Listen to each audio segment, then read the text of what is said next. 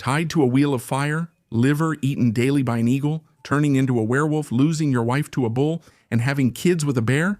These and more await. Worse punishments Greek gods gave humans. Not everyone knows that in Greek mythology it was very common for humans to be punished by the gods. Sometimes humans actually deserved it, and sometimes, like in the case of Arkteon, he was just unlucky. Arkteon was one of the most skilled hunters in Greece, known as a young man for his skill with the bow and the fierce loyalty of his pack. He spent days in forests chasing prey and studying animal signs, convinced nothing in nature was unknown to him. On a certain quiet morning, after hours of hunting, Arkteon wandered away from his companions and ended up going in alone. In a part of the forest he rarely visited, the sun managed to shine through the tall trees, creating a golden glow over the mist. And the hunter, extremely tired, was heading toward the sound of a spring hidden among the rocks and branches, just looking to refresh his face. As he moved through thick bushes, he saw something no mortal should witness. In a hidden clearing where light hung like a veil, Artemis, goddess of the hunt, bathed with her nymphs. The place was so pure that even the wind seemed to avoid it. Arkteon made no noise at all, but the simple fact that his mortal eyes had witnessed that was already considered an affront. Human presence ruined that sacred moment, and the worst happened. Artemis saw Arkteon, and her indignation rose as swiftly as dusk's gathering light. Without even allowing the hunter to flee or try to explain himself, he raised his hand and cast a transformation upon him, an extremely cruel transformation. Arkteon's flesh twisted, his bones reshaped, and his skin became golden and fragile like a deer. In an instant, the man vanished, becoming a trembling, confused animal with human consciousness, but unable to speak or seek help. The tragedy deepened when his own pack and dogs turned on him, hunting him like any other prey, no longer recognizing their former master. Driven by instinct, the animals attacked him fiercely. Arkteon tried to escape, searching for the way home and hoping the animals would recognize him, but no memory remained to save him. The dogs surrounded him and the hunt ended like so many others, but this time he was the prey. And so, Arkteon was torn apart by his own animals, whom he trusted so much and whom he loved so much. After it ended, the forest grew silent again. Artemis, remote and calm, observed as order returned in Greek mythology. This episode remained as a reminder, for even the most skilled of mortals is still mortal, and to see a god in their intimacy is to cross a boundary from which there is no return. To avoid the god's punishment, like subscribe and share this video.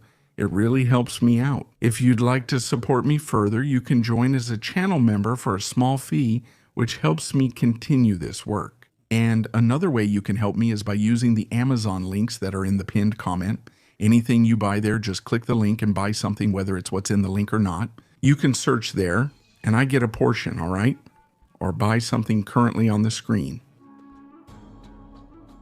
Unlike Aquiteo, Lykaon truly deserved his fate, as mythology describes him as one of the worst humans ever. When Zeus, son of Kronos, watched humanity's actions from the highest throne, he ended up feeling deeply saddened and then remembered the repulsive banquet of Lykaon, which was a recent and terrible crime. He felt a powerful anger worthy of the king of the gods, and driven by this, called a divine council. The gods, seeing Zeus's fury, were surprised and filled with desire, revenge against that mortal who had dared to commit such a crime.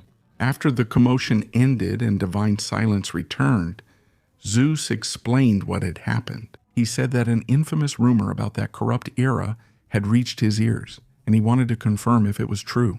He made himself clean, and even though he was a god, took the form of a man to observe the world. He realized that the reports were still less than the true amount of crimes he found. He walked through Manalo's dangerous caves, crossed pine-covered Mount Lycaeus, and passed the steep Selene. When twilight announced the arrival of night, he entered the territory of the tyrant of Arcadia and went to his house, which offered no hospitality. When people realized a deity had arrived, they showed respect. However, Lykaon heard about their prayers and decided to test if the visitor was truly a god or just a man. With this extremely foolish intention, he planned to kill the gods during the night, attacking him while he slept. In addition, as part of his proof that he didn't care about anything, He slit a hostage's throat, cooked some limbs, and roasted another part over the fire. He then served this meat at the table with Zeus, who was in human form and witnessed everything. Zeus destroyed Lykaon's house and his household gods. With his lightning bolt and terrified, Lykaon fled to the desert fields where he tried to speak, but could only howl. He acted furiously, baring his hungry teeth, eager for the slaughter he once knew, and attacked the sheep, still craving blood. As he lost his mind, his body changed. Clothes became thick fur, arms turned to legs, and he took the form of a wolf. Even so, he kept the same gray hair and the same hard face, the same glint in his eyes and the same fierce expression he had as a man. Zeus said the house deserved destruction and that violent, cruel acts dominated the earth. When everyone conspired to do evil, it was fair they suffered the punishment they deserved. Something decided by the unchangeable will of the king of the gods, one of the most bizarre punishments ever carried out by the gods, was making a king's wife fall in love with a bull. If you don't know this story, don't worry. I'll tell it soon. But the story of Polifonte was much worse. Thrasa was the daughter of Ares and Terran and granddaughter of Strymon.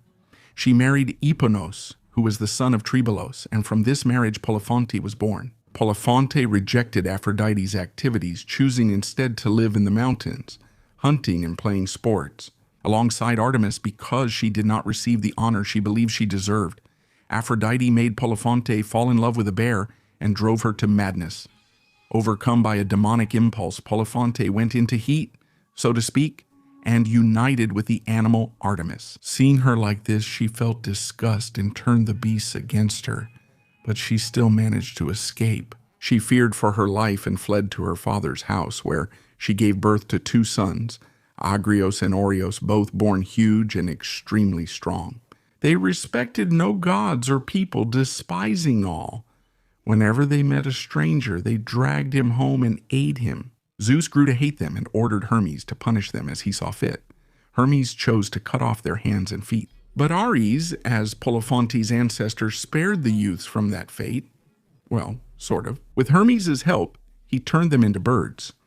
Polifonte became a small, nocturnal-voiced owl. She neither eats nor drinks, and always keeps her head tilted down and the tips of her feet pointing up. Her arrival signaled war and discord for men. Oreos turned into an owl, a bird whose appearance seldom brings good news.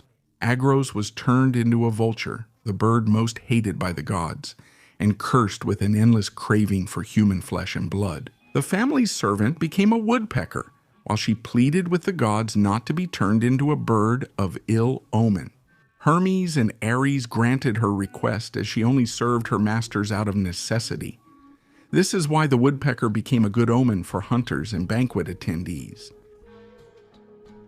Tantalus, also known as Aques, is a notable figure in Greek mythology who got into trouble for challenging the gods. Because of his punishment in Tartarus, for revealing the gods' secret, for stealing their ambrosia, or for trying to deceive them by offering his own son as food, that's exactly what you heard. He received an eternal punishment and was placed standing in a shallow pool under a tree full of fruit. Whenever he tried to grab the fruit when hungry, it moved away. When he bent down to drink, the water receded. This torment, though most famous today, was not the most common in ancient Greek sources, and they often mention another version, the enormous boulder suspended over his head, about to fall. The Greeks used the proverb tantalic punishment to refer to people who have good things but can't enjoy them. His name and also his punishment gave rise to the English word tantalize, which, I don't know how, actually means to tease someone by showing them something desirable, but always keeping it out of reach. The expression, the rock of Tantalus, used by poets like Pindar and Archilochus, was used to convey the idea of something that seems good. It can't be enjoyed due to constant danger or looming disaster. It is possible that Tantalus was a historical figure, perhaps a ruler of a city in Anatolia called Tantalus, or the city of Tantalus, or of a city called Sipylus. Pausanias reports that there was a port with his name and a tomb considered important in the same region. He is sometimes called King of Phrygia, though his city was in far western Anatolia, where Lydia later emerged, not in central Phrygia.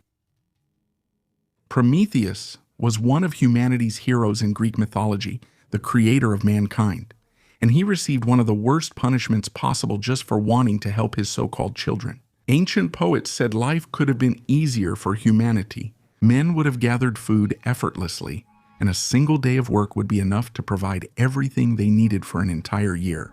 The fields, then naturally fertile, would hardly require any care. But this scenario never came to pass, because Zeus, taken by his anger, decided to hide from mortals that which sustained life, the means that would make their survival easier. The god grew angry after Prometheus deceived him during a sacrifice. Zeus responded by planning to make men suffer in hiding fire, which would have made their lives easier.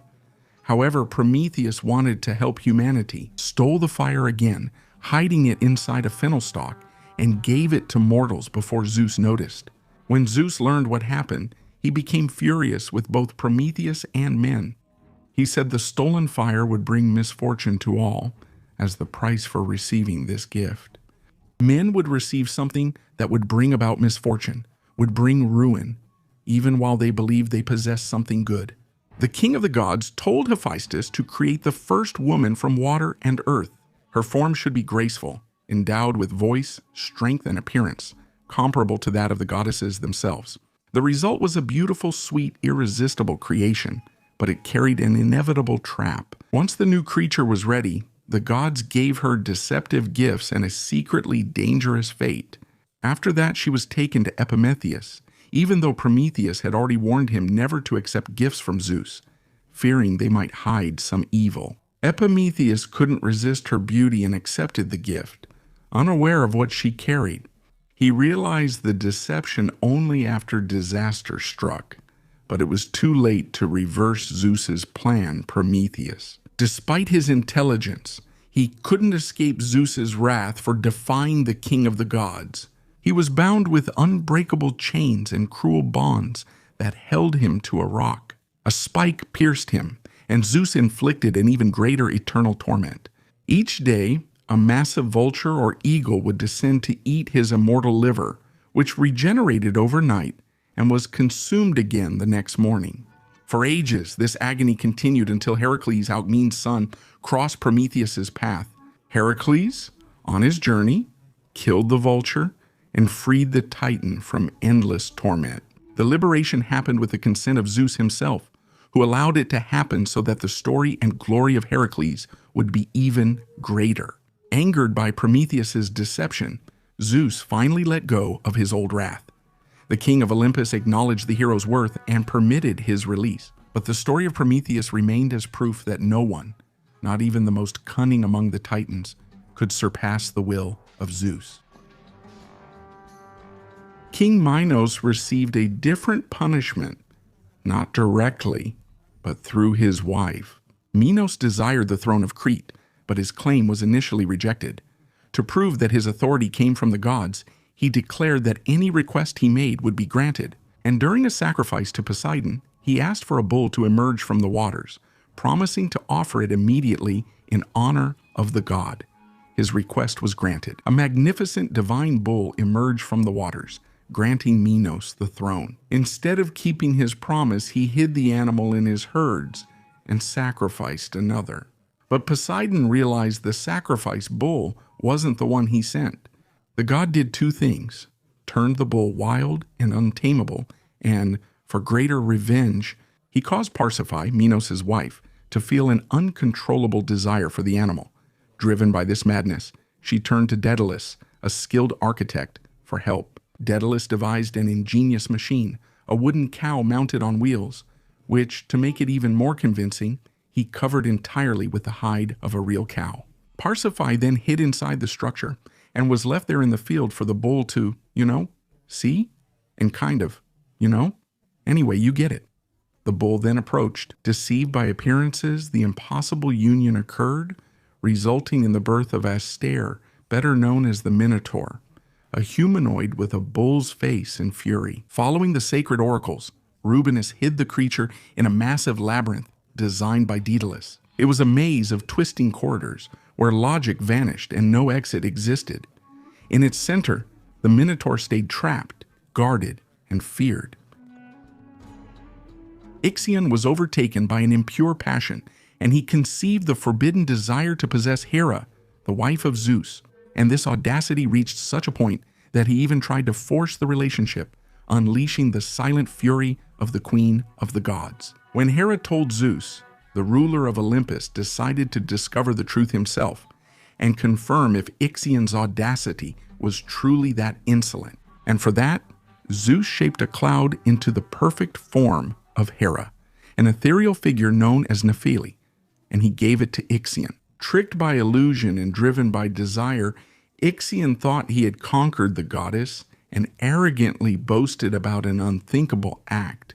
His pride led to punishment, and Zeus condemned him forever. Ixion was tied to a flaming wheel that spun endlessly in the winds, suspended between heaven and earth, so that his torment would never find rest from the union of Ixion. With the cloud, the centaur was born, the ancestor who later gave rise to the creatures that inherited his origin, with a mix of brutality and strength that would mark the destiny between men and gods.